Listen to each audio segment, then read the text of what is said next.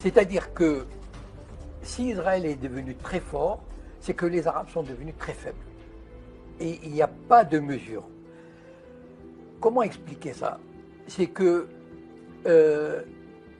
d'abord, il y a eu la destruction de pays comme l'Irak, la Libye. C'est un signe qu'on a envoyé aux Arabes, aux dirigeants arabes.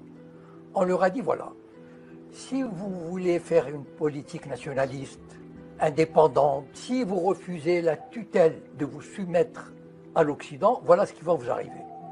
Et vous savez, les prétextes, on peut toujours trouver un prétexte pour détruire un pays. Il n'y a pas de problème. Voilà. Donc, on a envoyé des messages à des pays. Il y a des pays comme le Maroc et l'Algérie, par exemple, on les menace avec le séparatisme. Ça veut dire qu'il y a le Mossad qui travaille dans les zones berbères, etc.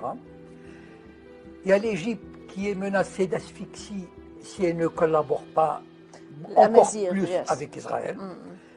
Donc en fait, il y a toutes sortes d'actions qui sont menées, qui sont, par exemple, les monarchies du Golfe, on peut leur dire, écoutez, si vous ne collaborez pas avec Israël, ben on va vous envoyer Daesh. Vous tenez à vos trônes, vous tenez à vos privilèges, vous tenez aux richesses accumulées à New York, à Genève, à Paris. Collaborez. Sinon, on vous confisque vos biens et on vous envoie Daesh. Donc en fait, ils sont dans une position de faiblesse. Pourquoi? Parce que la plupart des gouvernements arabes, la plupart, ou presque tous, sont des castes qui n'ont aucune légitimité.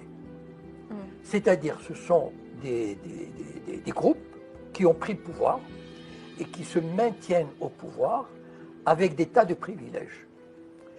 Tous les gouvernements arabes aujourd'hui, qui sont des castes, ont tout à perdre de résister. Et on a montré aux pays arabes que résister, faites attention, résister peut vous coûter cher, peut vous coûter la peau, peut vous coûter vos fortunes, vos trônes. Donc,